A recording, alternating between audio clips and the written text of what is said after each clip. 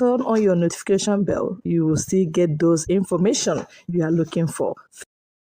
2023, Olase berates Okonkwo, saying, I fought for Biafra. Your only contribution to Igbo is kissing women in movies. Now, as the 2023 election beckons, they are hitting up the politicians, the political Ediabanes, those who have refused to learn from history. Yes, and the most disturbing is that these folks are from the southeast. And so, in this time around, we're talking about Kenneth Okonkwo, the movie star, the celebrated movie star, and Chief Dan Olase, a chieftain of the People's Democratic Party. Yes. And so now, Dan Olase is saying that Kenneth Okonkwo, who is a spokesperson of the Presidential Campaign Council of Peter Obi, the Labour Party candidate, that his only contribution to the Southeast or to the Igbos is to kiss women in movies. But he himself, Chief Dan Olase, has made his contribution. He has paid his dues. He sent Kenneth Okonkwo to the cleaners. Hear him? Any day I meet Kenneth Okonkwo, I will ask him that at his age, what is his contribution to the Igbo people, apart from kissing women in movies? I fought for Biafra. If he did not fight, did his parents fight? I have one hand. I can't use this hand. And he comes to call me a bootlegger. That's what Chief Dan Olase said, and trying to berate Kenneth Okonkwo. And so, Chief Dan Olase, of course, he is a PDP chieftain, and he's supporting Atiku Abubakar. Yes, he's not actually hiding his support for Atiku Abubakar, and so, he has received enormous criticism from Kenneth Okonkwo, the spokesperson of the P2B campaign organization. Yes, of course, for supporting Atiku Abubakar, a Fulani man, as against his own brother, His Excellency, the former governor of Anambra State, Peter Obi. So, but reacting to what Okonkwo have said against Chief Dan Olase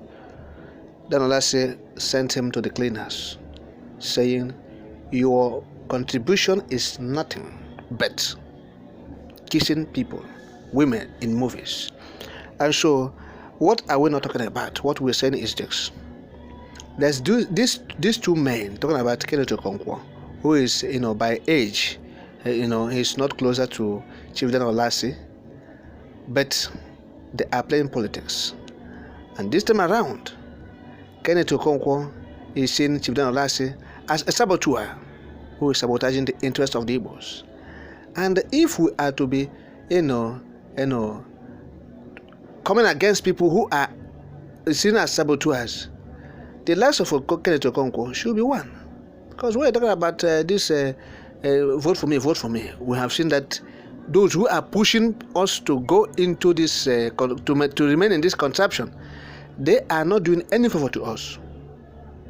Because the main thing, the only escape route for people, for the Biafrans, is an independent state.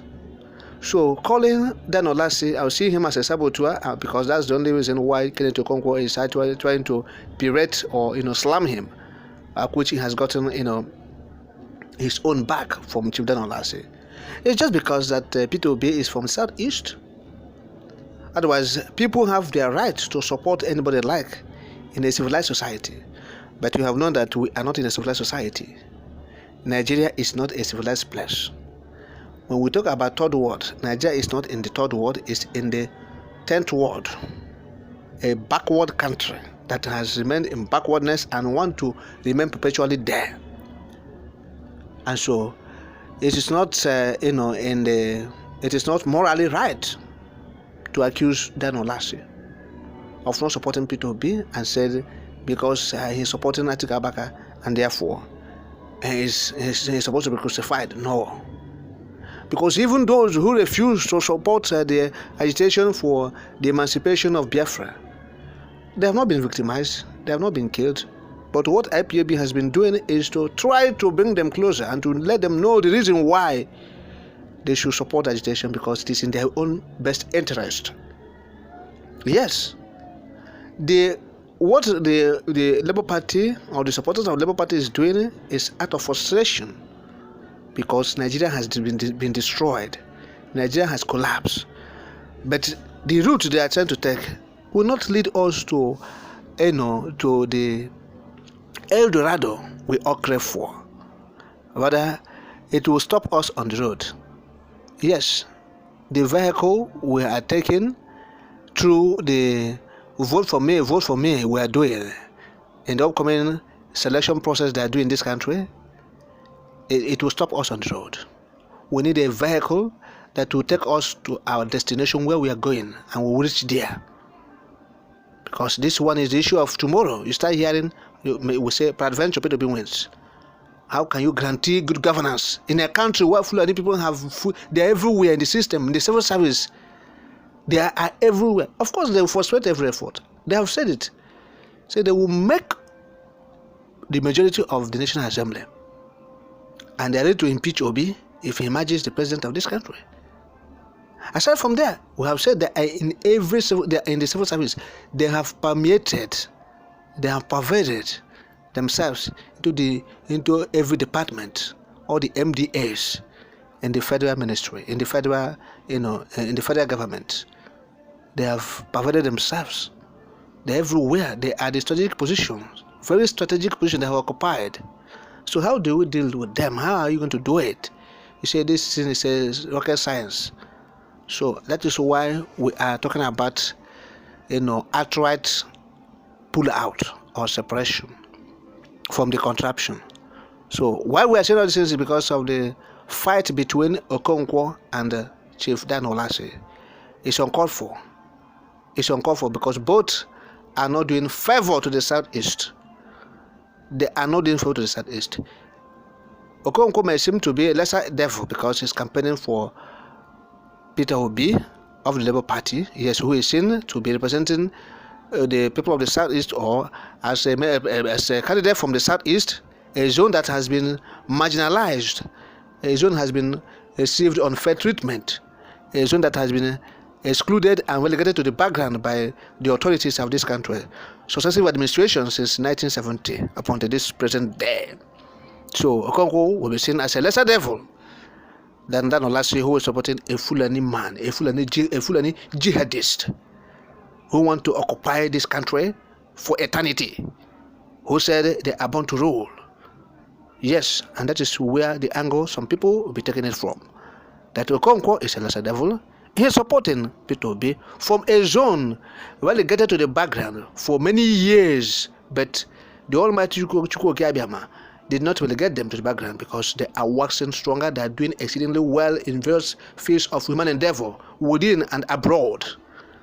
And so, but we are talking about the inequality in this country.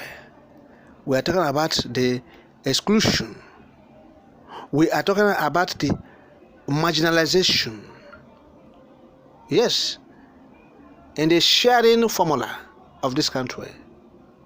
Otherwise, the Igbos are not hungry people. The Igbos are not going hungry.